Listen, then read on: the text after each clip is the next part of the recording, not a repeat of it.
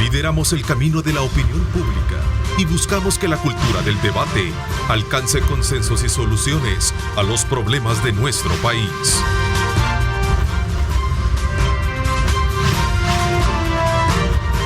Diálogo con Ernesto López, edición especial. Buenos días, hoy es viernes 18 de noviembre de 2022. Qué placer enorme saludarles a ustedes, son las 6 de la mañana con 31 minutos. Bienvenidos una vez más a su edición especial de Diálogo 21 de día viernes, donde como siempre colocamos temas importantes en la agenda para que usted pueda tener de primera mano, desde luego, el análisis oportuno y el pensamiento crítico sobre ellos.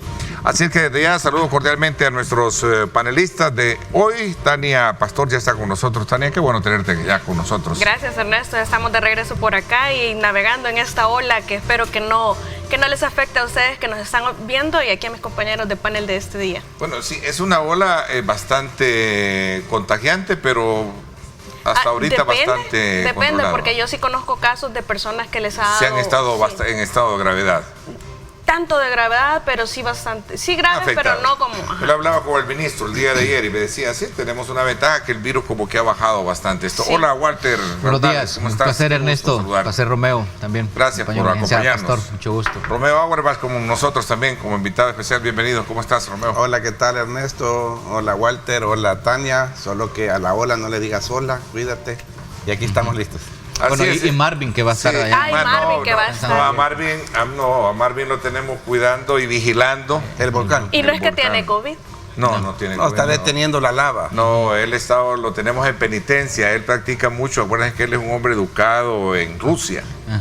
Y en Rusia tienen una tradición de poder invocar, ¿verdad? Sí. Toman vodka. Sí, a sus referentes, sí. A sus referentes, y con base a eso. Ahí está la imagen. Miren, por cierto, es una imagen que nos está enviando. Veámosla, ahí está. Ahí está, imagen, gracias a producto de Marvin, la gasificación que está expulsando, en este caso el volcán, que por cierto las autoridades le están dando mucha atención.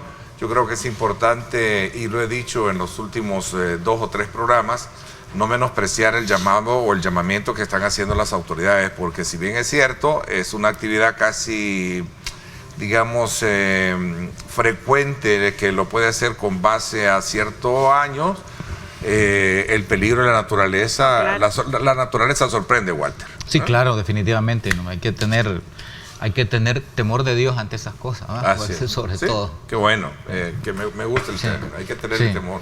Decir precaución, ¿verdad? Mucha precaución a esto. Así que en su momento se incorpora nuestro buen amigo Marvin Aguilar desde San Miguel vía streaming, para que nos pueda dar sus puntos de vista con relación a los temas que este día vamos a abordar y que sin duda alguna tienen que ver mucho con temas. Por ejemplo, esta semana se ha conocido el tema relacionado con la ley del voto en el exterior, los cuales han sido objeto de muchas críticas, como también de mucha defensa alrededor de lo que se ha venido haciendo con relación a este paso agigantado, diría yo, en términos referenciales de lo que en el pasado no se tenía, Tania. Abro un poco así el debate para que lo podamos discutir. Y las manifestaciones de algunos magistrados. Sí, y la controversia que coronó un poquito esto, ¿verdad? De que hay temor de poder someter a consideración reformas, pero que también podrían generarse de alguna manera repercusiones de quererlos destituir, incluso hasta de inventarles cargos y meterlos presos. Sí, ya vamos a hablar de eso también, pero vaya, en el tema del avance que hemos tenido, creo que primero hay que ser claros y decirle a la población que en materia de derechos fundamentales el Estado debe garantizarnos de forma progresiva el goce de todos nuestros derechos fundamentales. Por eso es que se prohíbe la regresividad. En ese sentido, la sentencia de la Sala de la 56 del 2012, que también se ratificó en la controversia como consecuencia de diversos incumplimientos a esta resolución de Sala por parte de asambleas anteriores, en ese sentido, lo que ha sucedido ahora es que progresivamente se ha continuado garantizando el ejercicio del derecho al sufragio, tanto activo como pasivo. No se ha cumplido completamente con toda la deuda que se tiene en este tema del sufragio pasivo y activo por lo menos para los salvadoreños que viven en el exterior, todavía nos hace falta, y eso es lo que genera una contradicción aparente o momentánea, digamos, en la nueva ley, porque no es que haya, digamos, una contradicción inteligible o que sea algo absurdo, sino que es precisamente ese cumplimiento progresivo que en este momento no calza, porque alguien en el extranjero se puede postular, pero no va a poder votar por sí mismo ni su familia por ellos. Sin embargo, es parte de la progresividad en el cumplimiento a la sentencia de la sala. Ahora, todavía falta, pero creo que hay que reconocer el avance. Ya vamos a tener por primera vez el voto electrónico. Yo creo que como todo lo nuevo y lo desconocido genera temor y desconfianza al ser humano, aparte del fantasma del fraude electoral que todos en algún momento de la historia han dicho que va a haber y que pues me imagino que va a suceder también en esta elección. Vamos a ver, corona un poco este punto que tú abordas, observaciones que hiciera detalladamente el magistrado del Tribunal Supremo Electoral, el doctor Julio Olivo, en la que al final decía, pues si yo presento reformas, temo ser destituido y a la vez hasta encarcelado. ¿Qué piensan al respecto? Vamos a ver. Walter. Bueno, mira, yo he sostenido desde siempre, un poco todo yo he sostenido desde siempre, incluso antes de que se aprobara la ley, que se está fraguando un megafraude. O sea, se está fraguando un megafraude, y lo he sostenido porque a partir de las últimas tecnologías, eso está demostrado que no hay plena seguridad, digamos, porque todo es factible de ser hackeado. Y fíjate que parte de lo que me da, quiero desarrollar la idea. Dale. Yo llevo moderación. Sí, cómo no. Okay. Pero, ¿qué pasa con aquellos países que lo han hecho? Si tú ves, han puesto mucha seguridad, incluso han entrado en enormes debates, pero fíjate que hay dos cosas con las que yo sostengo que se está preparando un megafraude. Uno es que no puedes tú hacer una elección si no tienes un padrón. Es decir, todos los países que han hecho elecciones de este tipo con sus ciudadanos en la diáspora elaboran previamente un padrón, el que está establecido quiénes van a ir a votar, para tener cierta seguridad de que el voto no va a ser usurpado, digamos, porque el problema en la tecnología es precisamente ese. Esa es una prueba, pero mira, una forma que yo creo que me permitiría a mí fundamentar esta posición de que se está fraguando un megafraude es, por ejemplo, con los dos compañeros de panel que tenemos. Marvin Aguilar, él lo dijo públicamente, que en las elecciones internas de Nuevas Ideas le habían quitado electrónicamente su triunfo en San Miguel. Bueno, Romeo también le pasó casi lo mismo dentro de Nuevas Ideas y tuvo que pasar después a Gana. Es decir, electrónicamente te pueden robar una elección. Está eso claramente y determinado. El asesor tecnológico de Boris Johnson, que era en Reino Unido, él dijo que ahora se ganaban elecciones con una tablet desde un pasillo de la Casa Blanca. Entonces yo creo que con todo lo que, con el DUI vencido, con pasaporte, es decir, con todo, o sea, ¿qué tipo de controles van a haber? ¿Qué tipo de controles van a haber? Si nosotros tenemos, y otra prueba más, cuando se entregaron los $300 aquí para la pandemia, ¿se recuerdan ustedes? Hay un informe de corte de cuentas abierto que establece que hubo un DUI que retiró 1.337 veces los $300. Está esa investigación. O sea, no sabemos en qué ha pasado porque está en reserva todo eso, pero aquí un DUI sacó 1.337 veces eso. Entonces yo creo que sí, que esa es la fisura por donde se está preparando el megafraude. Vamos a ver qué piensan, qué reacciones hay alrededor de lo que dice Walter. Bueno, no sé, Marvin, ¿ya estás en línea? Sí, ¿qué tal? Buenos días. Bien, qué bueno saludarte. Te tenemos siendo el faro, ¿verdad? Digo, el faro de vigilante. Siendo el faro vigilante del volcán. No estoy hablando ya de los colegas. No. Te van a cobrar una factura. Sí. Te tenemos como el faro vigilante del volcán de San Miguel. Sí, aquí estoy en San Miguel, la Orquesta Sinfónica. Quiero aprovechar para agradecer la visita que hizo a San Miguel. Anoche dio un magistral concierto en la fachada, en el atrio de la Catedral de San Miguel. Y hoy tenemos un ciclo de cine con diferentes cineastas salvadoreños en el Teatro Nacional a las 6 de la tarde en el marco de las fiestas. Qué bueno. Así es que un saludo, ¿verdad? Por aprovechando pues las fiestas de San Miguel, que no solo es lo del volcán, ¿verdad? Los migueleños bailamos el zouk al ritmo de los retumbos del carnaval, así es que no hay Sí. mayor problema, va, por ahora. Primeramente Un saludo Dios, al no panel. vaya a pasar mayor cosa, así es. Un saludo al panel, a Romeo, qué bueno que ya está de regreso, a Walter y a Tania, un gusto. Qué bueno. A ver. Bueno, yo creo, Ernesto, primero, ordenando las ideas con el tema que estamos primero, es un poco no muy feliz con la libertad de expresión que tenemos, por supuesto, pero hay que hacer el contrapeso, no solo escuchar a Walter hablar de que viene un fraude, por ejemplo, inclusive te dice viene un mega fraude, o sea, ya te lo puso hasta con palabras grandes. Yo creo que hay que tratar de analizar los temas en frío, entender qué significa, y Walter también pinta canas, igual que yo, y sabe que, por ejemplo, en los 70 se hablaban de fraudes y aquí no había tecnología en la mesa ni calculadoras habían, Ernesto. Entonces, por el voto que tienen algunos países por el sistema postal, que te lo mandan por correo, también uno puede inventar y decir que pues alguien se los va a abrir o van a mandar más correos de los que son, y cuando ya quieres decir que va a haber fraude, a mí me suena lo contrario. En el caso de la elección presidencial, si estoy convencido de algo, lo que viene es un mega triunfo del presidente Bukele, eso sí es inobjetable según las encuestas. Lo raro sería que saliera diferente a las encuestas. Entonces yo creo que hay que ir ordenando, explorar qué pasó con esta ley, qué es lo que trae. Comparto yo inclusive con el presidente de la República, la ley del voto en el exterior la debemos de ir mejorando en cada elección. Yo esperaría que el 2027 ya se pueda votar para alcaldes y que los que votan los sanmigueleños puedan votar por sus candidatos de San Miguel, los chalatecos por los de Chalate, pero hoy por hoy, comparado de donde venimos, que siempre hay que ver de dónde venimos, tenemos una ley con una diferencia abismal que va a tener una facilidad para que la gente pueda participar. De ahí ya podemos ir escudriñando lo demás, Ernesto, de la ley. Ok, Marvin. Yo venía insistiendo, y lo decíamos el miércoles contigo en la radio, que lo principal con este proceso es que tengamos acceso a auditarlo.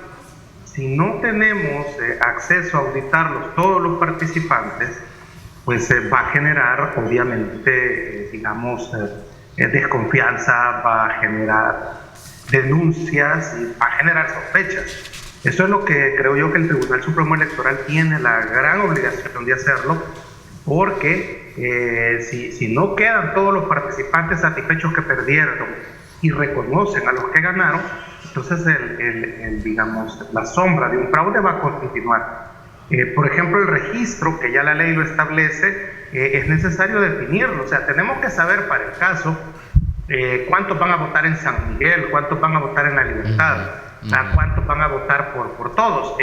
Romeo ha adelantado de alguna manera una información que a mí me parece que es importante y que hay que rescatarla. Primero, el Tribunal Supremo Electoral va a recibir a una comisión de Estonia, y déjenme decirles que en ese sentido yo confío mucho en los procesos que ha hecho el gobierno digital. Es más, es el primer gobierno digital en el mundo y vienen haciendo elecciones de manera digital desde hace años. O sea, para mí Estonia, que yo conozco, que he estado en Estonia, sé muy bien cómo se maneja todo de manera virtual. Es más, Estonia tiene para mayor tranquilidad, y esto lo digo yo pues porque me da una tranquilidad, porque Estonia tiene este sistema de ciudadanía digital, que yo desde El Salvador puedo,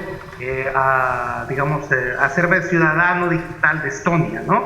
Y gozo para poder un negocio y lo puedo radicar en Estonia, para el caso, ¿no? Entonces, ellos van a la vanguardia, en el tema del gobierno digital y obviamente del voto electrónico. Entonces, en ese caso, si el Tribunal Supremo Electoral va a dejarse asesorar o va a contratar expertos estonianos para poder venir a asesorarlo, yo estaría de acuerdo, porque incluso, ojo, Estonia es miembro de la Unión Europea, claro, ¿verdad?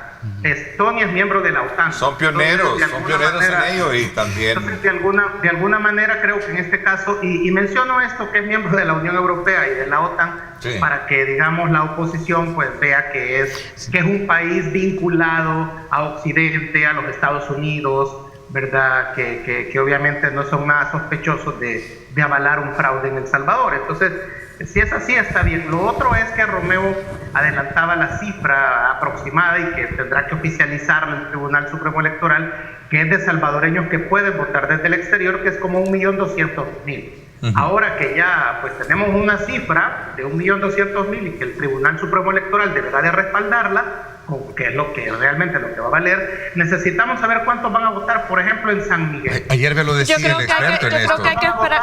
¿Cuántos van a votar en cada departamento? Sí, lo que sucede es que estamos queriendo condenar la ley cuando todavía no hemos visto cuáles son todas las actividades que va a realizar el mismo Tribunal Supremo Electoral, cuál va a ser el resultado, toda la información, la propaganda, la educación. Es decir, hay que esperar, hay que darle tiempo para ver cómo se va a materializar todo lo que establece la ley, hay que desarrollar todavía el reglamento y vamos a hablar de muchos temas más adelante. Por ahora creo que es demasiado prematuro. Si nos vamos nosotros al tema informático, bueno, es como que habláramos ahora con el dólar, no se lava dinero, pero con el Bitcoin sí. Es una falacia, se lava dinero con ambas, con ambas monedas, con la Fiat y con el Bitcoin. Es decir, no se puede evitar que porque el otro es dinero tangible, no se va a lavar dinero y eso no tiene nada que ver con tecnología. Es decir, o sí está involucrada, pero con la tecnología, es decir, no nos vamos nosotros a cerrar a la modernización, todo lo que tiene que ver con el Internet y las tecnologías de la comunicación, si a través de delitos informáticos y de cibercrímenes nos roban hasta la identidad. Es decir, eso es algo que existe. Por eso precisamente me parece que es el espíritu del legislador recoger en la ley el tema que los vigilantes van a tener que tener deberán tener capacitaciones en temas informáticos, obviamente. Yo creo que lo que debemos hacer es prepararnos para evitar en la medida de lo posible todas estas situaciones. Eventualmente se va a saber si llega a cometerse un mega fraude de esa naturaleza. Y en cuanto al otro punto, solo termino con lo del magistrado. Me parece que miedo no tiene. Es de los pocos magistrados que se contradice ha sido, porque antes ha dicho que no tiene miedo. Sí, lo que sucede es que dice que tiene miedo de una cosa, pero a la vez se expresa libremente. Sin embargo, yo creo que hay que reconocerle la cualidad que debe tener todo juez en cuanto dice él, y si me van a meter preso, pues que me metan preso. Es decir, ese talante, esa contrariedad o ese ser contrario, creo que se necesita en todo juzgador, no solamente del Tribunal Supremo Electoral, sino que jueces a nivel de república, que no tengan miedo de expresar sus opiniones, así estén equivocados o no, pero que no tengan miedo de expresar y sostener su criterio. Ahora, no es cierto que no haya adelantado criterio, igual que todos los magistrados ya lo hicieron, unos en el sentido que van a acatar la resolución de la Corte y él en el sentido contrario, ya expresó claramente que se va a someter únicamente a la Constitución y que él no reconoce sala. Entonces yo creo que más allá de que reconozcamos que él tiene un claro o una definida, abierta y expresa oposición hacia el gobierno actual, porque lo ha dicho claramente, ha hablado hasta golpe de Estado, ha dicho un montón de cosas, pero lo cierto es que es un experto en materia electoral y sus opiniones él mismo lo reconoció. En la Asamblea Legislativa sí se le escucharon muchas de sus opiniones, sin embargo otras que considera él que son importantes no se le hizo eco, que se le está haciendo bullying dentro del tribunal y que todos contra uno y uno contra todos. Ya ese creo que es decir, ya son otras situaciones ajenas al ejercicio de su cargo. Él tiene que cumplir su cargo conforme a la Constitución, conforme como él considere. Bueno, Noé Orellana salió al paso de declaraciones en las cuales él hablaba todo lo contrario, ¿no? Decía que él hacía su trabajo y por consecuencia, pegado a la ley, no se sentía. A mí me parece que varios magistrados ya adelantaron criterios, o todos prácticamente, de que van a cumplir o no van a cumplir la resolución de la Corte. Aunque hay una diferencia ahí, Tania, pero, para mí adelantar criterio en el caso de los magistrados como Noel Orellana o los que han hablado que van a acatar el fallo, no es adelantar criterio. No han dicho el fallo, pero prácticamente se entiende que se refieren a ese fallo. Pero han dicho que van a acatar los fallos, mientras que ya lo hicieron ya lo hicieron con el comunicado aquel que sacaron, ¿te recuerdas que se hizo en Capres? No dice de esa resolución, pero fue justo después de la resolución. Lo que no tiene está firma, claro ahí ¿verdad? a dónde van las cargas. Mira, yo en el caso de Marvin, yo sí quisiera recordarle que cuando él perdió en San Miguel por Nuevas Ideas, lo dijo públicamente y por eso lo menciono, Marvin, tú dijiste que te habían hecho un fraude electrónico, tú lo dijiste. Tú hablas de tener controles, tener transparencia y cómo se piensa hacer si, por ejemplo, digamos, si tú pensaras ir en esta próxima elección Marvin San tiene Miguel, la palabra también por alusión. Sí, correcto, pero digamos, Marvin, si tú pensaras ir en estas próximas elecciones, digamos, para diputado en el oriente del país, es decir, si todos los votos van a venir para San Salvador, ¿cómo quedarías ahí en una elección Marvin, de este tipo? O sea, yo me pregunto eso. O sea, los que quieren votar por ti... Hay algo que me gustaría corregir. Sí. Primero, yo de lo que me quejé en el proceso en el que participé es de que no nos dieron oportunidad de supervisar el software y de atender a tiempo las denuncias que hacían. Bueno. Yo me he cuidado de decir que hubo fraude porque no tengo las pruebas, ¿no?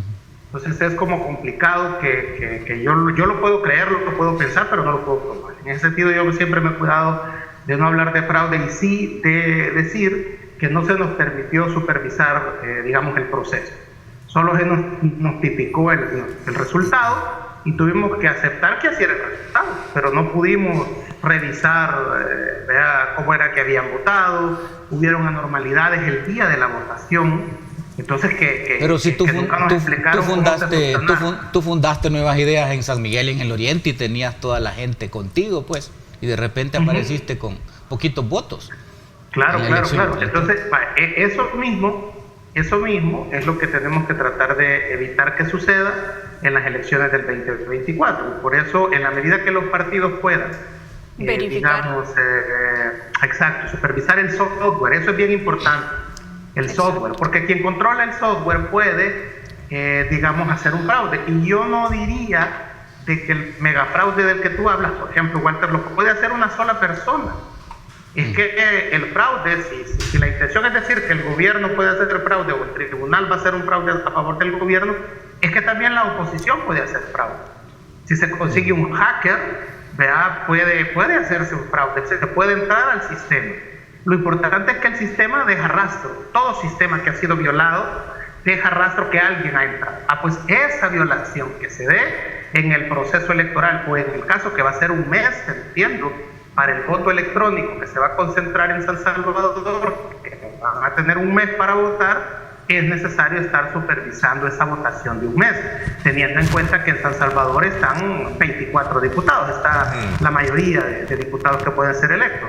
Entonces, es necesario para evitar, digamos, fraudes o señalamientos. O que nos pase lo de Perú. Decía Tania. ¿Qué pasó ahí? Que bien decía ¿A dónde es que en Bolivia? Que bien decía Tania que la misma OEA fue la que... Bueno, yo lo que creo... hizo perder unas elecciones. Yo lo que creo, Ernesto, hay que hacer énfasis en dos cosas. La primera, bueno, y la voy a hacer por aclaración, a veces el Chino Flores también lo dice, y hoy lo dijo Walter, yo en las internas de Nuevas Ideas perdí, si es que así hay que decir, pues hay que ser varoncito, vea.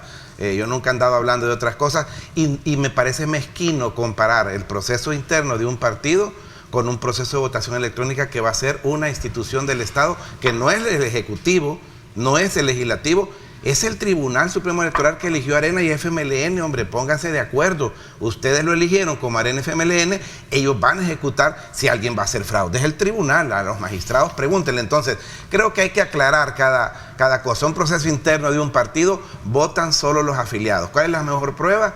Yo, por ejemplo, no quedé en los 10 que y pienso que eso es un defecto, porque nos dejan al resto de la población votar por lo que seleccionó el partido. Correcto, y al final yo, que me dio las puertas, Gana, que es mi partido ahorita para participar, pero sí quedé diputado, no quedé en las internas, pero la población en general me dio la oportunidad de ser de los 10 diputados de La Libertad. Entonces yo creo que comparar los procesos no es el punto y hay que aclarar algo de una vez por todas. Cuando la oposición diga que se prepara un megafraude, veamos las palabras que son las de Walter, ese golpe va directo para los magistrados del Tribunal Supremo Electoral. Ellos serán los que tienen que defenderse o hablar al respecto. Bueno, mira, los hechos es que es un tema de porque es un proceso. ¿Pero es tuyo o alguien técnicamente lo ha? No, es mi análisis, es mi tesis, se viene preparando. Mira, se despidió al encargado de informática del Tribunal Supremo Electoral y se puso uno anuente al Partido Nuevas Ideas. Segundo, si tú lees detenidamente el informe de por qué al magistrado Wellman lo mencionan en la lista Engels, se menciona ahí de que él interfirió para darle todo el equipo tecnológico a una empresa extranjera, no me acuerdo si era China, Taiwán, ¿verdad? Entonces esa es la acusación que se le hace a él, ¿verdad? En la lista Angels. Revísenlo, ahí está. Es decir, los Estados Unidos dicen que un magistrado incidió para que se le dieran a una empresa que iba a dar toda la parte esta de tecnología al tribunal. Ahí está la clave. Las empresas que tienen este tipo de posibilidades en el país no pasan de 5. Y esas 5 han sido cuestionadas en los países donde han realizado este tipo de procesos. Evidentemente se va a hacer una licitación, se va a hacer sin ley la CAP, entonces ya no hay verificación. Lo que decía Marvin, ¿dónde está la verificación? Ese es el punto. Bueno, en las mesas de receptoras de votos, del voto en el exterior, ¿va a haber representación de los partidos políticos? No. ¿Quiénes van a estar controlando eso? ¿Quiénes están en la Germex van a ir las asignaciones que los 3 últimos partidos, corregime. Los 3 primeros partidos. En la parte, fíjate, Varela, por ejemplo. Me refiero al control tecnológico, es decir, cómo tenés tu acceso a eso. Entonces, ¿cómo tenés control tecnológico? Sí. Cuando pidamos auditoría en este tema, también entendamos los partidos políticos que tenemos que tener gente capacitada para hacer esa auditoría. Aquí no es que a un salvadoreño tú le digas audítame y si no sabe tienen que ver peritos. Mira, entonces, ¿sabes por qué lo digo? Hace un año exactamente estaba terminando todo esto de la pandemia y los Estados Unidos tuvo un serio problema porque fue hackeado un oleoducto que lleva petróleo que hasta Canadá por la zona de la costa oeste. Bueno, y los hackers, digamos, delincuentes, le estaban pidiendo cantidades exorbitantes de dinero que, por cierto, pedían que se lo pagaran en Bitcoin. No se sabe si al final negociaron o no, pero fue liberado, las esclusas de ese oleoducto fue liberado casi después de una semana que no había petróleo en unas zonas de Canadá. Es decir, si llegan a ese nivel, ¿verdad? Que es de alta seguridad nacional en los Estados Unidos estos hackers, ¿cómo no van a hackear un sistema, un software de estos? Ya te dije yo lo que dice el asesor de Boris Johnson. Ahora se ganan elecciones con una laptop desde un pasillo de la Casa Blanca. Pero no podemos ir contra la modernización. No, claro. Entonces, yo lo que creo es que hay demasiadas evidencias en el camino de que no se quieren controles.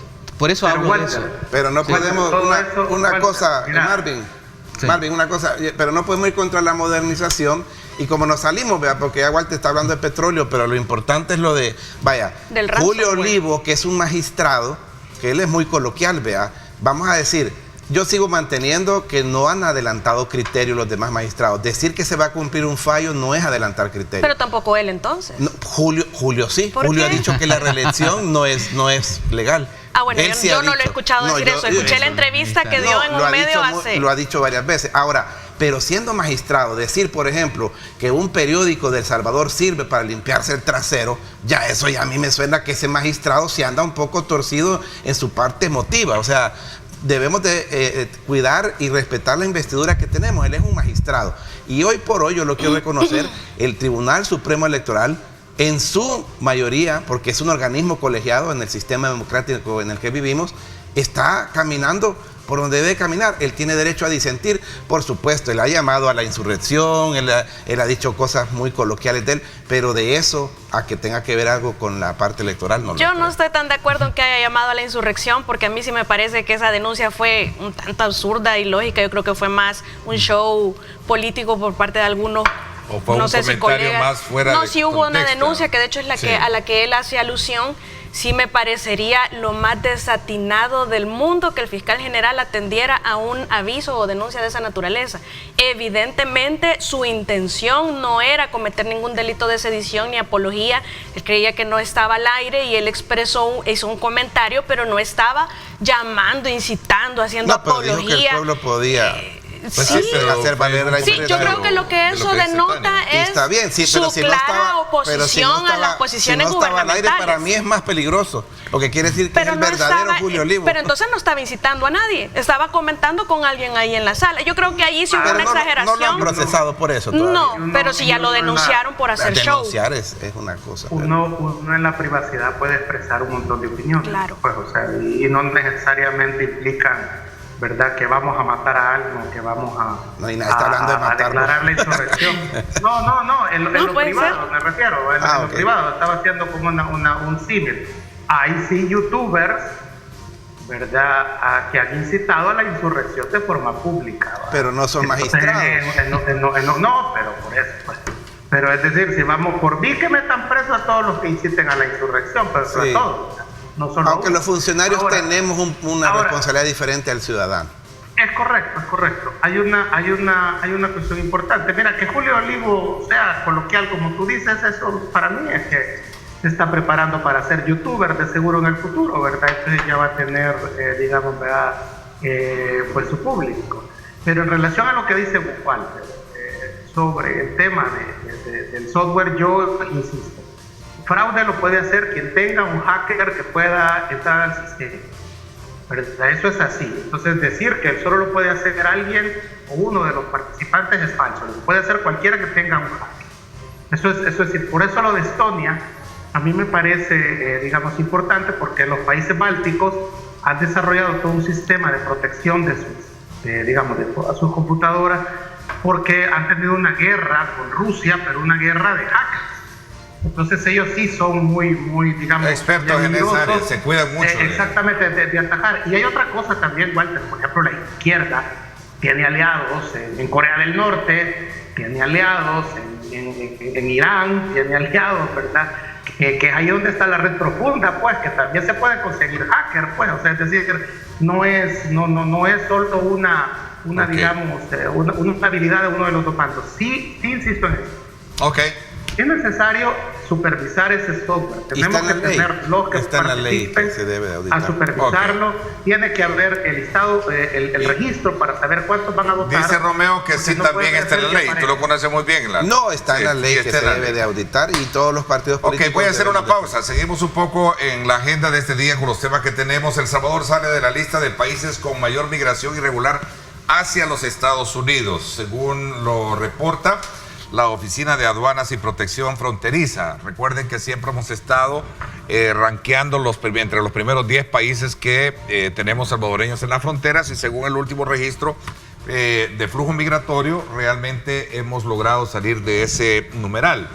Esto ha traído reacciones, desde luego, desde la parte oficial. El presidente de la República, en su cuenta en Twitter, dijo: falta muchísimo por hacer.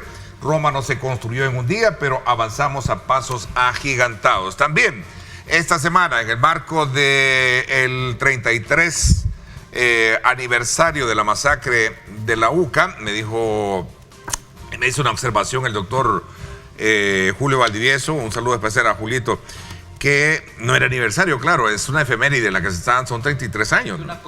Es una conmemoración, Sí, claro, ¿verdad? De los 33 años de la masacre de la UCA. Se da en el contexto de polémicas, de capturas y, por supuesto, de discusiones que tienen que ver siempre cuando se da este tipo de recuerdo, ¿verdad? Vamos a hablar de esto cuando volvamos. 7 de la mañana con 3 minutos. Gracias por estar con nosotros.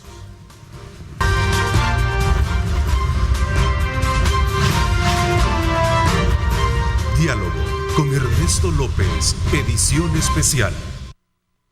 Bueno, gracias nuevamente por estar con nosotros a esta hora de la mañana, cuando son las 7 con 6 minutos, la hora propicia para continuar disfrutando de rico rum, un sorbo de café que nos alienta para poder seguir en el análisis de los temas de esta mañana. A ver, había quedado darte la palabra o había planteado también la necesidad de entrar al otro tema. al El tema otro de tema migración. relacionado con la efeméride de 33 años de la masacre de la UCA, en el contexto de este debate que siempre se genera, ¿no? De la captura de militares y hasta cierto punto la invisibilización de otros casos que tienen que ver con el otro bando que se dio dentro del contexto de la guerra. Vamos a ver. Pero quizás antes de cerrar, Sí. tocamos el tema que estábamos hablando Sí. tras cámaras, Sí.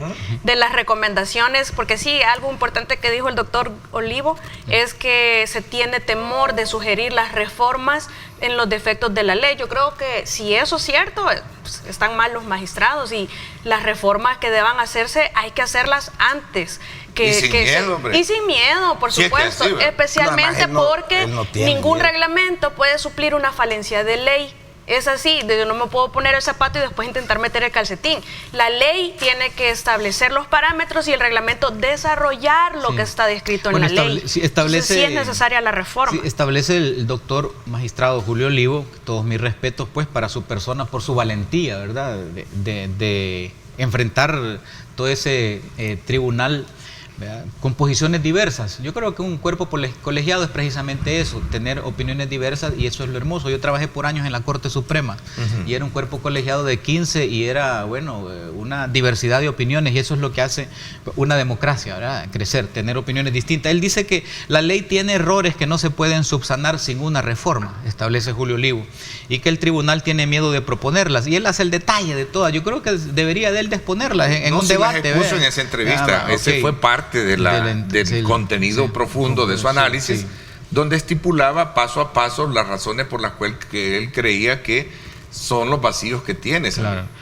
Entonces, también escuché yo a Eugenio Chicas, que fue presidente también del tribunal, también Olivo, y son expertos, conocen el tema. Yo creo que deben de escucharlos, porque no se puede ir ahí que prueba y error, y digamos, yo lo que veo con este gobierno es que hay una curva de aprendizaje que nunca se estabiliza, aquella curva que no. Entonces no podemos estar, entrémosle a esta ley, en el camino se arreglan las cargas. Esto es delicado, esto es serio, es una elección, estamos teniendo en las manos el destino del país.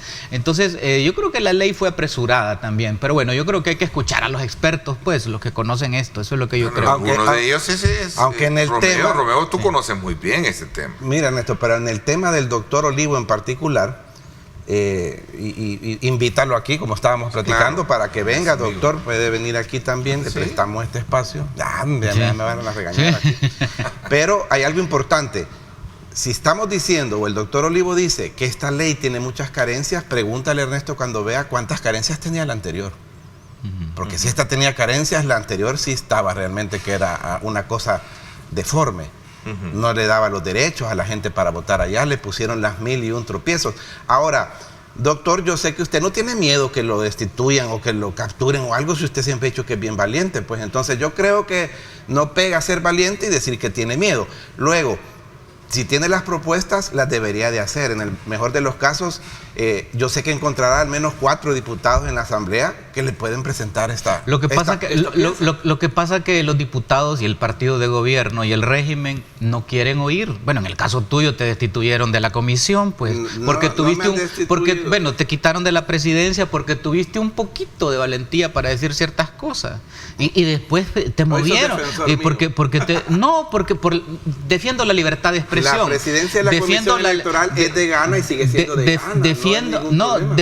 Pero te quitaron, pero y defiendo la libertad de expresión. ¿La ley se aprobó o no? Se aprobó. Sí, pero defiendo la libertad de expresión que oprimieron en tu caso. La libertad de expresión no la podemos confundir con la aritmética legislativa que el pueblo da. Si hay diputados que presenten reformas a esta ley, tienen que tener también al menos 43 votos. En cuanto a la aritmética legislativa, yo creo que lo importante es rescatar, porque es que se quejan a veces los partidos pequeños que tienen escasamente un diputado, que no son oídos o que se les hace bullying, pero es que realmente sí son oídos. Lo que sucede es que... Exacto. Entonces lo mismo ha sucedido en el Tribunal Supremo Electoral. Pues él se siente que está apartado, que sus opiniones no son oídas, pero a la misma vez en la entrevista sí aclaró que sí fue oído. El tema del pluralismo sí se dio, o si lo queremos ver trasladado, porque él representa un partido político que lo nombró. Entonces a él sí lo oyeron, él mismo reconoce que muchas de sus observaciones se le dio la palabra, se corrigieron. Y habló bastante. Sí, pero dice de que no todas las observaciones se le atendieron. Ahora, por lo menos de las que mencionó en la entrevista, la que él considera como más garrafal es la contradicción entre, creo que era el artículo 2 y 5 o 3 y 5, que sí me parece que no es una contradicción, o que podría considerarse una contradicción, pero de carácter temporal, por el sentido de garantía progresiva que se hace del ejercicio del sufragio pasivo, en el sentido de que yo me puedo postular, pero no puedo votar por mí mismo, o mi familia no puede votar por mí, porque todavía no está reconocido el tema del sufragio pasivo para todas las votaciones. Entonces es algo temporal, porque progresivamente sí se va a garantizar, creería yo, en las próximas elecciones. Claro, eso no quiere decir que no pueda ser recogido en la ley. Y otro tipo de observaciones que hizo, que no me parecen tampoco como como medulares o nucleares, sino que creo que todavía se pueden y deben corregirse, pero no pareciera que se esté hablando de una ley que mutilada o sin sentido. No, yo creo que más que todo hay que tener en cuenta que si es cierto que él es un especialista, pero que también es bien cierto que no es imparcial y que ha sido abiertamente declarado opositor del gobierno. Entonces su posición, claro, es decir, hay que atender a su posición de especialista, pero también considerar que imparcial no es. Tal vez, Tania, lo que no se vale es que él proponga algo, por ejemplo, si se le escucha, digamos que él propone algo en el tribunal y solo saca un voto contra 4, pero eso ya no tiene nada que ver con que no se le escuchó. Yo quería hacer una reflexión sobre la palabra aritmética legislativa. Fíjate que yo me opongo profundamente a eso, porque eso se discutió incluso desde que surgió la democracia en Grecia. Y había un grupo que proponía la aritmética legislativa que le llamaban la escuela de los cínicos, el cinismo. Y está la otra escuela que es la ética. Yo creo que está la aritmética electoral o la aritmética legislativa, pero tiene que haber también la ética legislativa. Es decir, aunque tú sumes, tú no puedes ir en contra de aprobar cosas que van a causarle un daño profundo a la población, por ejemplo. Entonces ahí es donde entra la ética. Entonces hay distintas escuelas en esto de la democracia, porque si nos vamos por la pura aritmética electoral, entonces no tiene sentido el que exista un parlamento de estos. Eso es lo que yo pienso. Es el deber ser. Es el deber ser. El deber ser. Es el deber ser, pero como dice este licenciado Julio Valdivieso, no sé si lo han oído, ¿de qué país estás hablando? Te dice cuando le decís esas cosas. Entonces, ¿De qué planeta estás hablando? Así funciona en todo el mundo. Entonces, ese es el deber ser. Yo estoy de acuerdo contigo. La ética debería de regir, digamos, la vida, los pasos públicos de las personas. Estamos totalmente de acuerdo, pero la ética es algo que aquí, a todo nivel, Walter, en este país que tiene una gran decadencia moral, se hace a un lado constantemente y a diario. Bueno, yo ese es el deber ser. Me resisto a creer que la ética no debe de primar en la política. Debe ser como una utopía nuestra, una esperanza. ¿De qué es el deber ser? Pero quiere decir que esta ley del voto en el exterior es antiética. Quisiera saber, porque como ustedes mezclan petróleo con ética, estábamos hablando de... Bueno, hay algunas cosas que sí, por ejemplo, si tú le quitas el derecho al votante de San Miguel o de Aguachapán y los tiras todo a San Salvador, es antiético. Puede ser antidemocrático. No, eso tiene fundamento, lo explicó el experto Juan Gilberto. Eso viene de la ley de regímenes patrimoniales, él explicó esa parte y que también se recoge en la controversia. Dice Julio que no lo invitas, dice, perdón, Ernesto, no me invitas, invítalo públicamente. Público, sí. Que todo tiene una razón de ser y explicó el caso. Un ejemplo, porque no recuerdo cuál municipio dijo que dijo Usulután y San Miguel. Yo nací en San Miguel, pero viví 20 años en Usulután y luego me fui Exacto, entonces ya la ley esa de regímenes patrimoniales Tania, sí hay que decir, yo me disculpo, entonces con la diáspora no es lo más feliz que un migueleño tenga que votar por uno de San Salvador, pero vamos a irlo avanzando, porque al fin de cuentas se han agarrado también de una ley que tiene que ver de las partidas de nacimiento, que se asientan en San Salvador pero municipio. Sí tiene sentido que vayan a San Salvador, igual que un montón de niños nacidos fuera. No lo podamos, pero esos son otro tipo de salvadoreños, los salvadoreños ya nacidos fuera. Sí, correcto. Pero esta ley no se les aplica a ellos. Salvadoreños nacidos en El Salvador no van a poder votar por el departamento que son. Pues pero correcto, porque residen en el exterior tiene que corregirse eso, si no, pues... Pero hay algo bien importante, Tania, corregime por si me equivoco. Te doy la palabra, Marvin. Marvin, te doy la palabra cuando regrese, porque voy atrasado con la publicidad y quiero irme un poco ajustado con ello. Anda a ver, te doy la palabra, ¿sí? Te doy la palabra, Marvin. Pausa y regresamos 7:17.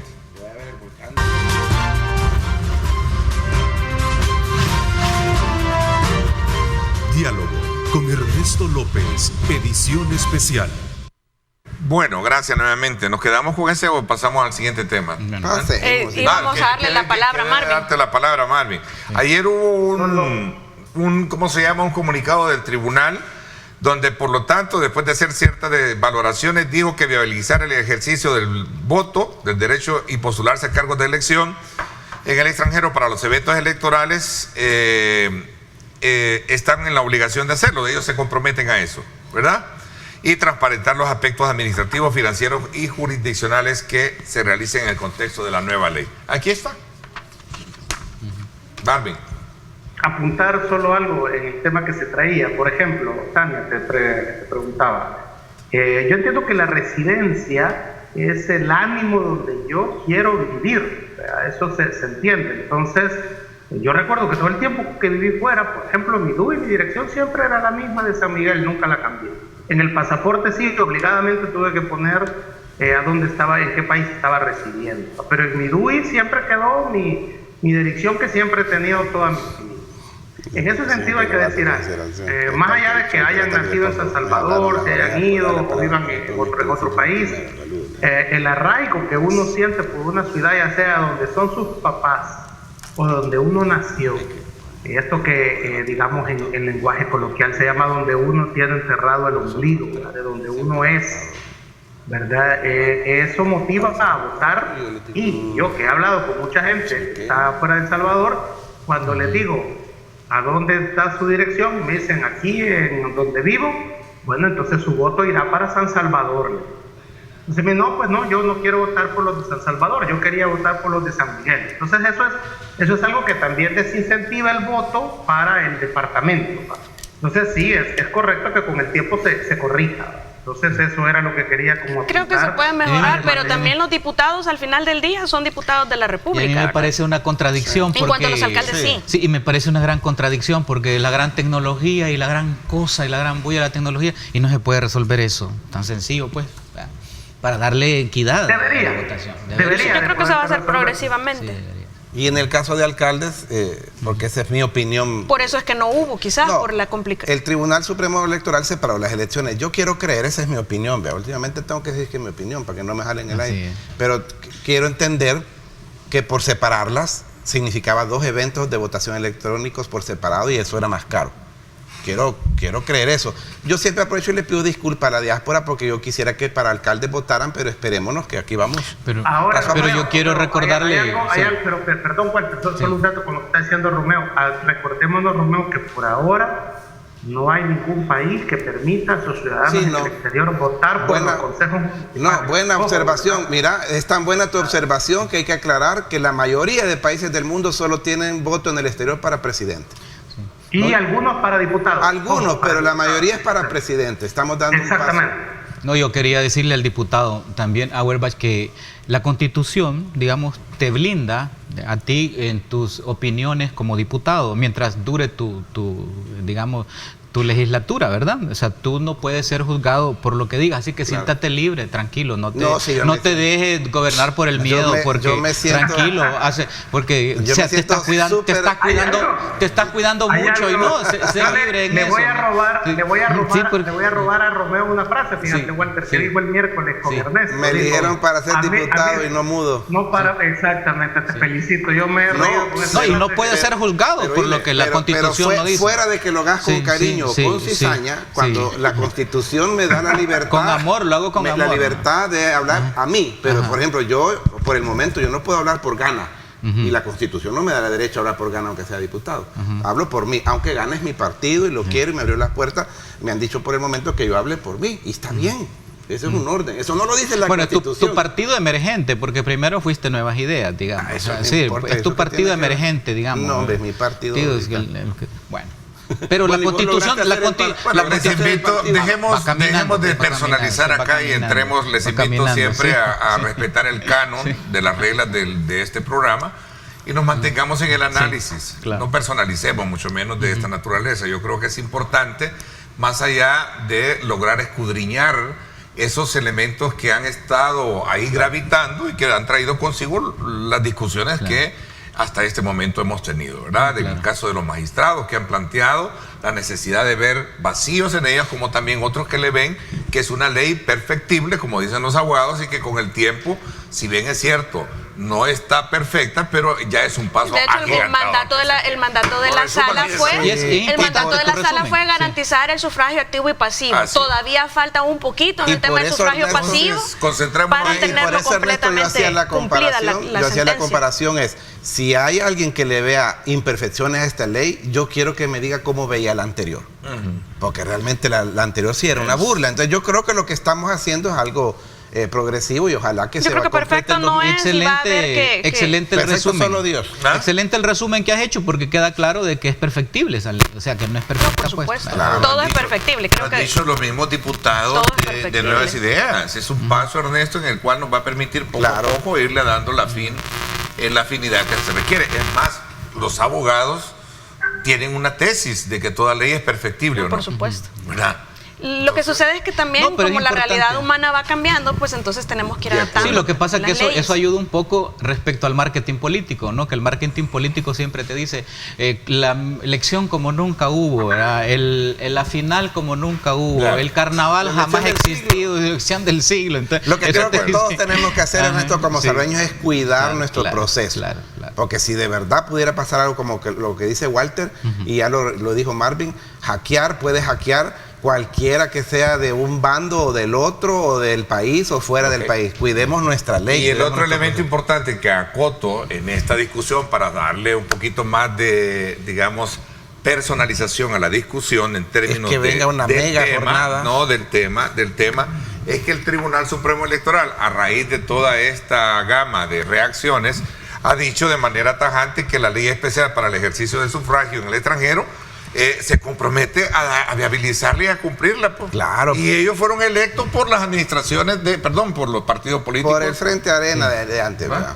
Eventualmente sí hay algo que también dijo el doctor, lo estoy recordando ahora, que tendrá que modificarse en el futuro porque ciertamente los consulados son parte del gobierno central, entonces quizás ya con más presupuesto, con más experiencia habrá que Pero eso sacar tiene- las votaciones de los No, pero consulados. eso no tiene limitantes, Tania. Las escuelas también son parte del gobierno y ahí son las votaciones. Bueno, las escuelas públicas sí, pero Sí, estamos es hablando lo de mismo. cuál es el control que pueden tener los partidos, hablando de términos Correcto. económicos ya en el La extranjero. vigilancia debe de haber, pero creo que hay que ocupar la infraestructura del Estado para poder facilitar las Sí, elecciones. tiene sus pros y sus Ahorrar. contras, la verdad que sí. Ahorrar, porque si no van a empezar a alquilar el Hilton, ¿verdad? Bueno, por y el- economía también. y el Velacho para hacer las elecciones. Yo ahí ¿verdad? fuera a vigilarla, sí. Sí.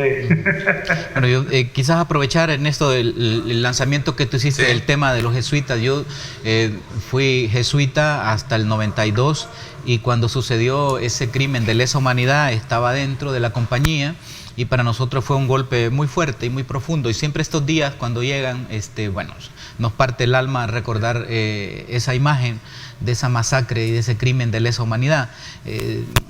Yo creo que los padres que ahora están regentando la universidad lo están haciendo también con valentía. El rector André Oliva, el padre Rodolfo Cardenal, el padre Tojeira, están siguiendo ese legado de los mártires.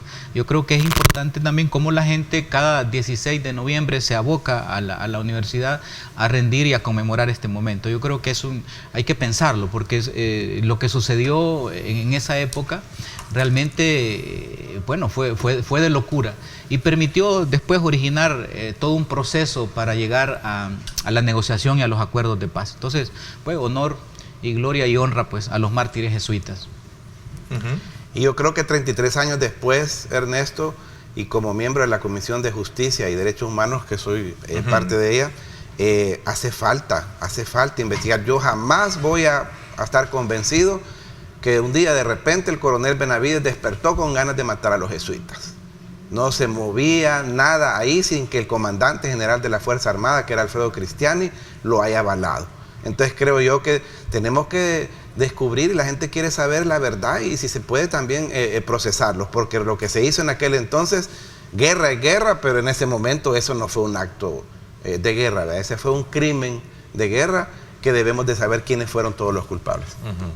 Excelente. Pero quizás no quedarnos únicamente con el lado del gobierno, ¿verdad? También tenemos otras masacres del lado de la guerrilla de las que no se habla. Sí. Es cierto que por la fecha conmemoramos La mayoría no se habla, la fíjate, masacre bien de la injusto. UCA, sin embargo, en la guerrilla, aunque en un menor porcentaje, pero todos sabemos lo que pasó con Mayo Cibrián, ¿verdad? Yo en la comisión, inclusive por lo que tú decís, he dicho, como diputado, que para mí, incluyendo al expresidente Sánchez Serén, Claro. debemos de saber también de aquel lado quiénes Y la participaron. exdiputada también. Sí, todos, Tania, porque mira, Que aquí son hubo los una que guerra prácticamente y hicieron- se les pasó la mano. Se hicieron del ojo Sí, pacho ante sí, las masacres correcto. cometidas por el Mayo 100%, Cibrián. todos en la cama o todos en el suelo. Así es. Marvin.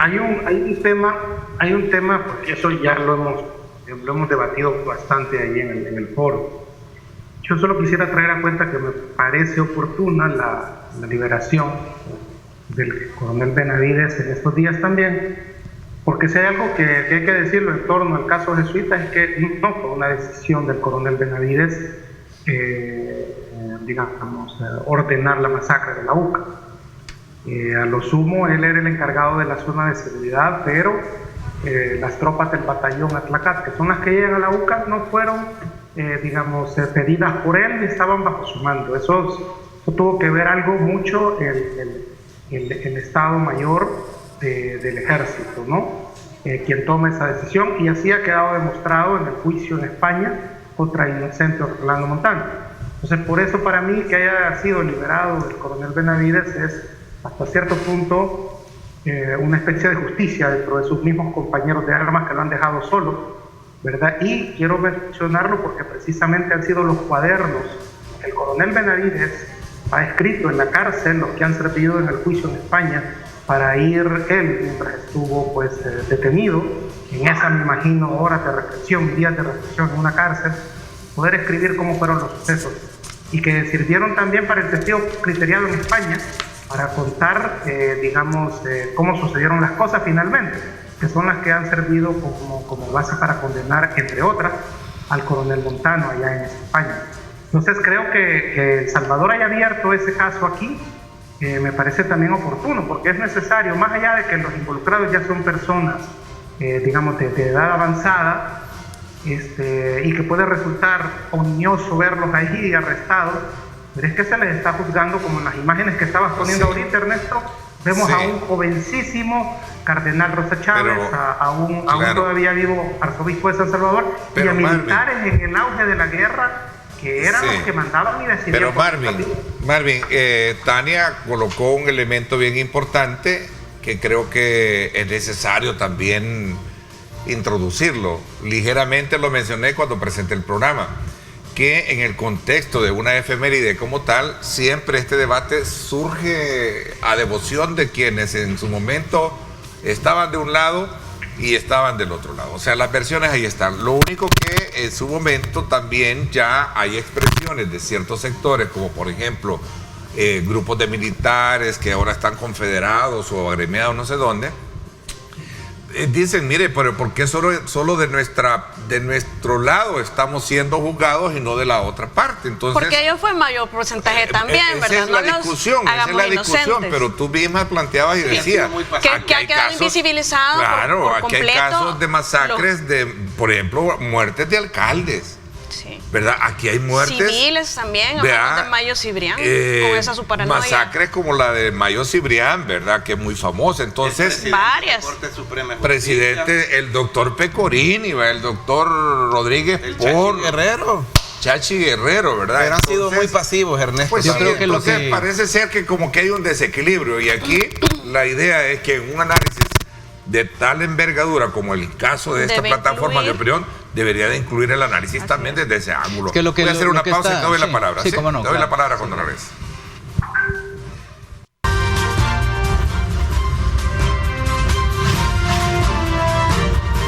Diálogo con Ernesto López, edición especial. Bien, gracias nuevamente por estar con nosotros. A ver, sí, no, solo quería agregar un elemento que yo creo que en todo esto, de estos juicios, independientemente del bando donde sean, lo que tiene que privar tiene que ser lo que se ha llamado la justicia restaurativa. Ajá. La justicia restaurativa, pues, que permite el acceso a la verdad, saber la verdad de lo que pasó, la reparación a las víctimas, pero sobre todo la certeza de que no va a volver a pasar. Es decir, ese es como el gran marco de la justicia restaurativa, ¿verdad? Sobre todo la reparación a las víctimas, pero, ¿verdad?, crear conciencia en la población y en las autoridades, ¿verdad?, esa certeza de que no van a volver a pasar este tipo de crímenes. Por eso a mí me impacta mucho lo que está sucediendo en Ginebra, donde están haciendo este juicio por la tortura en El Salvador. Imagínate de nuevo el Estado salvadoreño puesto en el banquillo de los acusados por un tema de tortura, ¿verdad?, que se está denunciando en las cárceles por el régimen de excepción. Y el gobierno ha tenido que mandar por obligación de los convenios internacionales, representantes a esta audiencia, ¿verdad? Entonces, a mí me llama la atención porque cuando ese eje transversal de reparación y de no repetición, es que ese es el punto, que se haga justicia en todo, ¿verdad? Guerrilla, ejército, etcétera, pero sobre la base de un hilo conductor de certeza de que no se va a volver a repetir, ese es el punto. Hay un ejemplo que quiero citar, sí, Walter, y para los compañeros del panel y también para traerlo a cuenta, que es como en teoría deberían de resolverse estos crímenes de guerra. Sí. Sucedió en San Miguel, en un juzgado, donde se llevó y se ventiló el secuestro que el FMLN hizo contra Armando Durán.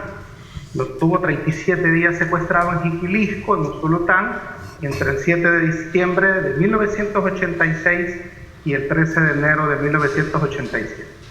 Esta sentencia se dio en octubre del 2021 aquí en San Miguel y pues terminó en que el secuestrador del FMLN le pidió disculpas por lo sucedido a quien había, digamos, secuestrado, y se revelaron en el juicio, que es lo interesante, quién era esa unidad guerrillera perteneciente al ERP, ¿verdad? Que fue la que hizo el secuestro aquí en Quilisco. El acusado en ese momento que ha pedido perdón al secuestrado, el secuestrado tenía 17 años en ese momento, y él ahí era parte de la logística de vigilancia, pero explica la estructura de mando del ERP, ¿verdad? Que fue la que negoció el secuestro con la familia de Armando Durán. Identifica al jefe guerrillero como Chungo, el comandante Chungo, ya murió en Morazán por insuficiencia renal después de los acuerdos de paz.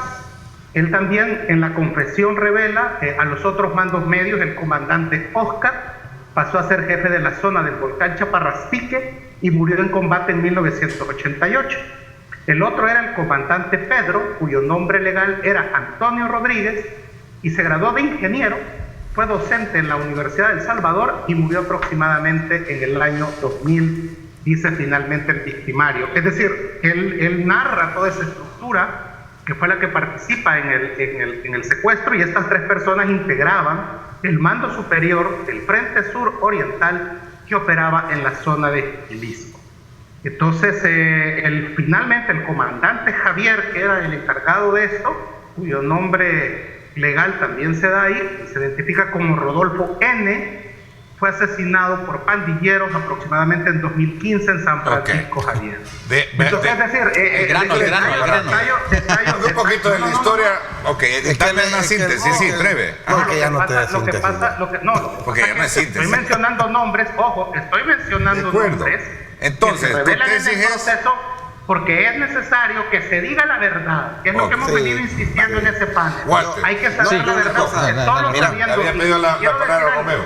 Y quiero decir algo, con esto termino, y es que solo exponiendo a la gente con sus nombres y apellidos, como lo acabo de hacer en este momento, se va a combatir la impunidad, porque le va a dar pena ser señalados como secuestradores, en este caso contra Armando Durán. Y no digamos ser asesinos. No, yo creo, mira, tenemos pendiente y repito, como Comisión de Justicia y Derechos Humanos, la elaboración de la Ley de Justicia Transicional, que viene a suplir, pero viene a suplir una mala amnistía, una mala ley de amnistía que se hizo, que realmente era ley de impunidad, digamos. Ley de impunidad. Bien bonito, los que participaron en la guerra dijeron, perdonémonos a nosotros y borremos la cuenta. No, no es así. Se va a hacer una ley de justicia transicional. Tiene tres elementos, como lo dice Walter. Para mí el más importante, bueno, probablemente 4. Yo manejo 3, que digo, el más importante es saber la verdad. Porque creo yo que ese sí lo podemos dominar. Hay 2 que son relativos. Hay uno que habla de retribuir o compensar o reparación a las víctimas. Hombre, hay víctimas que fueron de procesos de hace 40 años y nos van a morir las víctimas y los familiares de las víctimas y no les hemos retribuido. Pues están esperando que se mueran, pero los infractores, no les hemos, los criminales. Porque se nos están muriendo también los culpables. Y un tercer elemento es la no repetición. Pero ese es bien complicado. Si tú pudieras decir que Juan Pérez es al que le va a decir que no repita, está bien.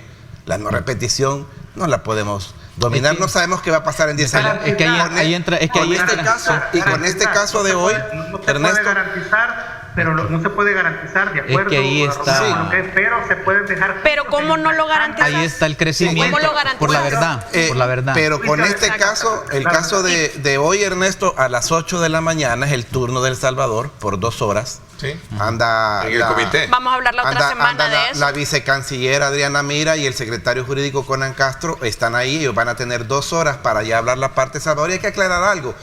La última vez que hubo algo similar a esto fue hace más de 10 años y el gobierno del presidente Bukele tiene 3 años. Espero que aquí se hablen de cosas también, yo digo de la otra contraparte, los que pueden hablar de la tortura, de lo que pasaba en El Salvador también en esos años anteriores. Y hay que esperar la contraparte de lo que va a hablar la vicecanciller y el secretario jurídico. Se le está moviendo. Sí, no, lo que yo quería. No, mira, ojalá esta Asamblea Legislativa y la comisión donde está Romeo entren a profundidad a este tema, porque el punto es. Para crear la nueva ley. Claro, la nueva ley. Sustituir a la ley de amnistía. Exactamente, que es una orden, digamos, de la sentencia. Sí. De la sentencia. Y todas las sentencias se cumplen. Sí. Cumplen. ¿Ah? Sí, claro. Y no viene de esta sala y se cumple. Pero no de sala golpista. Te lo dije un poco sarcástico. Pero no de sala golpista. Bueno, mira, no, lo que quiero yo establecer es que, mira, hay un ejemplo bien importante. Se dio también en Sudáfrica, yo lo menciono. En Sudáfrica se dio lo mismo. Con todo esto de la apartheid y matanzas de lesa humanidad, agarraban así a mansalva a las manifestaciones. Pero fíjate que había un proceso cuando digamos, el asesino aceptaba decir la verdad delante de la familia de lo que había pasado, relataba, la familia estaba enfrente, la familia lo escuchaba y después aceptaba y se disculpaba. Sí, se disculpaba, lloraba, subían al escenario donde estaba hablando y lloraban y se disculpaban y ya no había juicio penal en ese caso. Están muriendo. Sí, pero es la verdad, era la verdad. Ahora, en este caso nuestro es importante la verdad, por supuesto, pero también es importante la certeza de no repetición en el sentido de que cómo lo vas a garantizar eso a través de la educación, a través de que se convierta eso, digamos, en un eje dentro del pensum de las escuelas, de los colegios, de las universidades, que puede ser una determinación de la Asamblea. Imagínate, lo importante de educar a los nuevos ciudadanos sobre esa base y fomentar valores. Ese acto que tú estás diciendo, Walter, ya ha pasado en el Tribunal de San Miguel con el secuestro de Armando Durán. Sí, el victimario y la víctima se abrazaron, el juzgado pidió disculpas, entregó una carta firmada donde narraba los hechos, Walter. Si es que no tenemos regulados nosotros ese tipo de justicia en El Salvador, pero entonces, creo que deberíamos. Pero se llevó a cabo ese juicio, Tania, en San Miguel, en un juzgado, y ahí como crimen de guerra, y ahí lo que tú estás diciendo ya pasó en San Miguel, y ambos se abrazaron y se pidieron. Pero no fue oficial, fue una cosa que nació de ellos. ¿Cómo no fue? Pero ellos se abrazaron. Pero por eso es que se habla de justicia, verdad, reparación y garantía de no repetición, porque estamos hablando de justicia. Porque justicia puede ser relativo para nosotros, pero para los involucrados. Revisé ese juicio, fue el 21 de octubre del 2021 aquí en San Miguel. Para un niño que se quedó sin papá, sin mamá, y que se le arruinó su vida para siempre, no sé si un abrazo es suficiente. No en todos los casos, pero en algunos sí lo será. Si saben la verdad, se le garantiza que no se va a repetir. La verdad es que lo que sucede es que el victimario, el secuestrador, el guerrillero que había estado en el secuestro, le entregó la carta donde le contaba los hechos y los nombres de los involucrados, y al entregarla se dieron un abrazo. ¿Dónde está el cuerpo? La importancia de la verdad. Sí. Correcto. No, el secuestrador quedó vivo, salió vivo. Bueno, sí. Está vivo el secuestrado, perdón, no lo mataron al secuestrado, pero entiendo lo que dice Walter, es que el punto es la verdad, porque en el caso de Sudáfrica era importante confesar el hecho, decir cómo había sido y por qué las cosas. Sí. Interés de Donald Trump por una candidatura a la presidencia en Estados Unidos, pero también tiene un gran competidor. Un gran competidor, ¿verdad? Ron DeSantis. Sí, en la Florida. Eso va a estar bien interesante, porque la verdad que estamos hablando de un prominente multimillonario que, según la crítica, en algún momento parte de la seducción para ganar sus internas es producto de de ese liderazgo de tener a un multimillonario empresario candidato, a diferencia de un político como lo es Ron. Estas elecciones de medio término casi que son nato ahí un rechazo en la pero Florida, ha crecido ¿va? muchísimo. En la Florida, ¿va? Él ganó 60% a 40%. Sí. Pero fíjate que yo estaba hablamos de eso cuando regresemos. Okay, voy a la excelente. pausa. Gracias por estar con nosotros.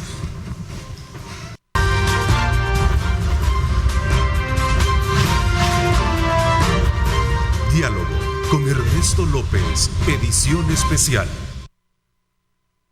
Bien, gracias por estar con nosotros. A ver, me pide nuestro productor colocar sobre la base esta publicación donde están las valoraciones que están titularizadas en los dos protagonistas del tema este que estaba mencionando. Donald Trump, obviamente un hombre un expresidente, dice ahí el titular, al que las urnas no le sonrieron.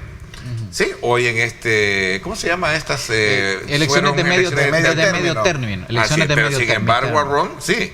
Sí, es que lo que pasa es que el gran derrotado en estas elecciones fue Donald Trump y digamos y de refilón el Salvador, ¿verdad? No tanto, derrotado porque ganó Norma Torres. Ganó, pero perdió. Yo creería que El Salvador termina ganando. Porque al final estaban apostándole. No, el gobierno como tal, digamos, como administración estaba apostándole a que Trump relanzara, tuviera aquí un zarpazo, un repunte y no se logró.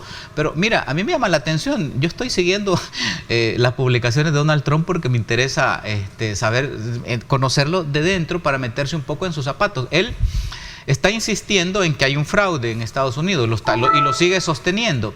Bueno, de hecho, tiene un juicio por el cual la FBI entró a su casa de habitación y le llevó documentos secretos. Que no tiene que ver con el fraude, no tiene nada que ver con el 6 de enero. Pero hay una cosa interesante, la actitud de él, y lo dice él. Mire, él tenía un programa que se llamaba Tiburones, donde invitaba a personalidades que querían ser empresarios y era durísimo, ¿verdad? Entonces él dice, bueno, yo soy un tiburón de la política, ¿verdad? Y ya voy a demostrar. Iba colocando todo eso calificativos. Claro, y en esa lucha le ha puesto un apodo a Rom. Entonces algo así como que Romcito, algo así, en diminutivo. Romcito. Es parte del folclore político que no solo aquí lo tenemos. No, y le ha puesto un apodo. La traducción del apodo, Walter, sería Sandemonio, por su apellido de Sánchez. Ajá, como ahí ha hecho él, sería como algo así como Sandemonio. Sandemonio. Mira, lo que sí te voy a decir una cosa, al menos estaba recogiendo un poco un poquito de los análisis que se están manejando a raíz de la lectura que se dieron en esas elecciones, es que cosquillas le va a hacer. Y le está haciendo a Trump. Más que cosquillas. Yo creo que Trump como que no se la va a ver. Y te voy a decir, más que cosquillas, puesto que Donald Trump está anunciando su candidatura 2 años antes de las elecciones. Sí. Es bastante. Desesperación por el resultado que... Es bastante tiempo. Yo creo que lo primero que hay que aclarar, y también pues no me puedo quitar el sombrero, soy diputado, pero también tengo, mi mamá y 2 hermanos son ciudadanos estadounidenses. Yo creo que hay que respetar los procesos de los otros países. A El Salvador no le conviene que gane X o Y. A El Salvador le conviene que estemos bien nosotros aquí en El Salvador y avancemos nosotros, porque nosotros tenemos que entender que de un presidente republicano o un presidente demócrata, les gusten a unos o a otros no, nuestra relación con Estados Unidos, como tenemos con muchos países, pero es nuestro aliado principal, nuestro aliado comercial. Hay más de 3 millones de salvadoreños ahí que no están de gratis, están trabajando, no están invitados de turistas, están produciendo, están ingresando impuestos, pero nosotros no nos debemos de casar que quién gana o quién no. Yo veía, a mí me daba risa, Héctor Silva sería hijo, vea, porque el otro es nieto, que dice que Norma Torres le ganó a Nayib Bukele. No, nada que ver con, o sea, para empezar ni son competencia. En el mejor de los casos, pobre Norma Torres, porque ganó y va a estar presente en un congreso donde su partido perdió la mayoría. Porque los republicanos ganaron el Congreso, lo que se llama la casa, ¿verdad? Entonces, creo yo que eso de andar pensando que quién le conviene al país o no, nos conviene nosotros mismos hacer nuestro destino, desearle la mejor de las suertes a ellos. Pero no convendrá Trump a que venga otra vez a hacernos país seguro, que levante el muro y que termine lo del TPS, otra vez intente. No, hombre, pero no puedes, mira, yo entiendo tu lenguaje diplomático, pero tú no puedes ocultar de que este gobierno se llevó mejor con la administración Trump, que le dijo el presidente cool, ¿verdad? Que con Biden, que hasta hubo una burla en un Twitter. Entonces yo creo que sí hay que entender, ¿verdad? Clarísimamente que este gobierno se maneja mejor con los republicanos. Este gobierno ahorita, que es de los demócratas, ha prorrogado por 18 meses el TPS. Sí. Eso Sí, no, es algo bueno. sí, pero para los salvadoreños. no por el gobierno, sino que lo ha hecho por Honduras, Nicaragua, entonces con Ghana, con Haití, o sea, quiere pues, decir las que no es que te organizaciones que han conviene, luchado no es por que te eso también. convenga un presidente huelón. No, yo te entiendo tus palabras y estoy correcto en eso, pero no puedes obviar que hay una mejor relación de este gobierno salvadoreño con los republicanos. Y creo que esas primarias evidente, donde se va a inscribir evidente. también Ron DeSantis van a Vaya, estar... ya los dejé hablar. Sí. Pensé que iban a- Ajá. Vamos a un comercial, ya venimos, te damos la palabra después. ¿Cómo está el volcán? Hoy voy a hablar yo. Miren, hay algo que hay que decir claro. Biden no ha sido buen presidente de los Estados Unidos. Eso es algo que hay que decir. Lo ha manejado Claro. pésimamente mal la situación económica. No se vio reflejado y ha en la elección, manejado- fíjate, bien raro. Y ha manejado, Es que y ha ese manejado mal, Pero no se vio en los resultados. El tema de Rusia y Ucrania, Cierto. que lo ha manejado mal. Y hoy está queriendo, digamos, atajar el tema de China-Taiwán para evitar que se le vuelva otra Ucrania. Entonces, de alguna manera los demócratas deberían de sopesar cambiar candidato presidencial. A pesar que Biden ya dijo que él va a aspirar otra vez a otro periodo, pero es que lo que tiene que Y moverlo anticipadamente. Mira, Marvin, pero ¿quién se le puede poner a... Los presidentes Ahorita, normalmente... yo no sé si Kamala Harris podría ser. No, los Kamala presidentes Harris. normalmente tienen ganado el derecho de la Y reelección. puede- Es raro no Pero, verlo. ¿y crees que la tenga Biden? No, de postularse. Un Ah, sí, presi- de postularse, es raro sí. que a alguien se le compita en una interna al Pero esto es presidente. político. Pero esta es política, Romeo. O sea, es decir, y Biden no goza. O sea, fíjate bien, Biden tiene niveles de popularidad más abajo que Trump. Pero analizar los resultados, Marvin, yo digo, tenés razón. Es que no te confundas. No, pero la población estadounidense le dio una votación arriba de las expectativas del actuar de Eso tiene una Biden. explicación. Los demócratas se han alineado, entre demócratas progresistas y republicanos moderados, se han alineado todos para contener a Trump, porque no quieren a Trump. Pero esto no significa que los demócratas deban de tirar a Biden de candidato. Mira, los demócratas han sacado un resultado bastante, digamos, respetable porque controlan el Senado, y la diferencia, Romeo, allí en la Cámara de Representantes es de 6 congresistas, es mínima. O sea, es de 6. Tienen los republicanos la mayoría en la Cámara de Representantes por 6 congresistas. Claro, la Eso tienen. es bien mínimo, eso es bien mínimo. Mira, es un Entonces, tema...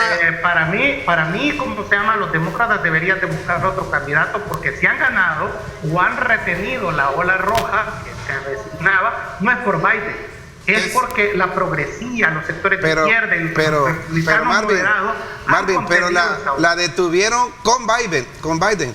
No Sí. fue por Biden, pero estando Biden salieron así. A pesar de Pero Biden. Biden, Hay que ir a consultar al volcán, decirle, al volcán le vamos a Hay consultar. una cosa, ese tema, porque ya se me fue. Ya, se me fue el tiempo. Ahora, Mira. Nos vemos No, más. ya. solo brevemente. Marvin, No, se me fue el tiempo. Mira, andate ¿sabes al qué vamos a volcán. hacer? Vamos a ocupar el espacio del otro viernes, Ahí si está Dios la nos lo imagen, permite, para poder de alguna manera hacer un análisis también de ese tema y del que decía. Le vamos a hablar por relacionado. FaceTime para seguir. Sí, Imagen- de imagen la en Ahora vivo. Comisión de la Marvin, Cultura en la vivo, ONU. el de volcán. vigilar el volcán, ¿cómo Sí, está? imagen Mira, en te voy a dar vivo. una imagen ahorita. Imagen Mira en cómo vivo. está. Mira, ve, ahí está cerca, Está el ve, te va a volcán. caer un pedazo de... Qué imagen esa, más impresionante, ¿ven? No, pero yo creo que este es archivo. Ahora Este aparece es el archivo, ovni ahí, creo. aparece No sé un si está en vivo. ¿Está en vivo? Fíjense Hoy ya- que Hoy ya nos vamos ya, ve, 8. los activos en San Miguel decían que está bien que el volcán haga esto, porque así se desinfla. Les agradezco. en poquito. Gracias, Marvin. Te agradezco mucho. Saludos cordiales. Gracias a ti. Excelente, también, un Walter. abrazo. Gracias. Gracias. Les agradezco y nos Saludos. escuchamos, si Dios lo permite, el próximo viernes. A todos y cada uno de ustedes también. Pásenla bien, disfruten el fin de semana, pasen con la familia, tengan mucha precaución con el COVID que anda dando.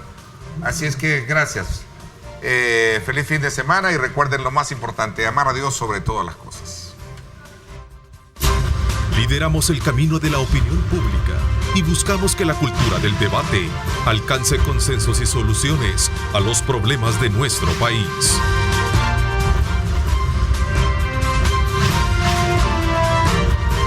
Diálogo con Ernesto López, edición especial.